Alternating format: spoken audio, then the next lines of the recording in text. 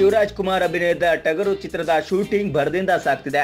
ಆದ್ರೆ ಈ ಸಿನಿಮಾದಲ್ಲಿ ಶಿವಣ್ಣನಿಗೆ ನಾಯಕಿ ಇರೋದಿಲ್ಲ ಅಂತ ಅನ್ಕೊಂಡವ್ರೆ ಜಾಸ್ತಿ. ಯಾಕಂದ್ರೆ ಸಿನಿಮಾದಲ್ಲಿ ಮಾನ್ವಿತಾ ಇದ್ದಾರಾದ್ರೂ ಶಿವಣ್ಣನಿಗೆ ಮಾನ್ವಿತಾ ಸೆಟ್ ಆಗಲ್ಲ ಬಿಡಿ, ಅವರದ್ದು ಬೇರೆ ಏನೋ ಪಾತ್ರವಿರುತ್ತೆ ಅಂತ ಅಂದ್ಕೊಳ್ಳಲಾಗಿತ್ತು. ಹಾಗಾಗಿ ಸಿನಿಮಾದ ಚಿತ್ರೀಕರಣ ಬೇರೆ 50% ಕಂಪ್ಲೀಟ್ ಆಗಿದೆ.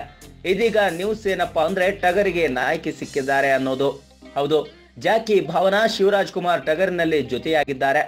ಇದೇ ಮೊದಲ ಬಾರಿಗೆ ಈ ಜೋಡಿ ತೆರೆ ಮೇಲೆ ಒಂದಾಗ್ತಿದೆ.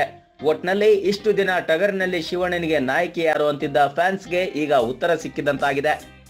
ನಮ್ಮ ವಿಡಿಯೋ ನಿಮ್ಗೆ ಇಷ್ಟ ಆದ್ರೆ ಶೇರ್ ಮಾಡಿ, ಲೈಕ್ ಮಾಡಿ, ಕಮೆಂಟ್ ಮಾಡಿ, ಮತ್ತೆ ನಮ್ಮ ಚಾನಲ್ ಕಲರ್ಸ್ ಟಾಕೀಸ್ಗೆ ಸಬ್ಸ್ಕ್ರೈಬ್ ಮಾಡಿ.